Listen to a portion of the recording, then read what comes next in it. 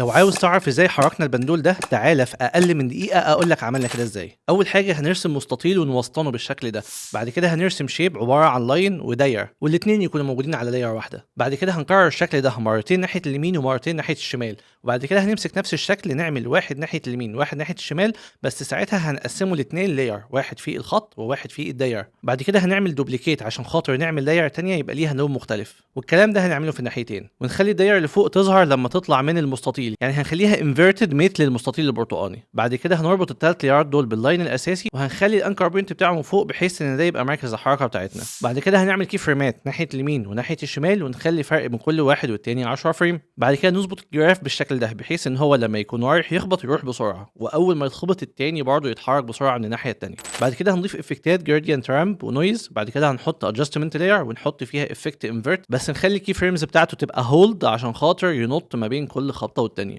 لو محتاج تفهم بشكل احسن وتفصيلي، احنا نزلنا فيديو بنشرح فيه الحركه دي بالتفصيل، هتشوفها هنا على قناه موشن ويزارد.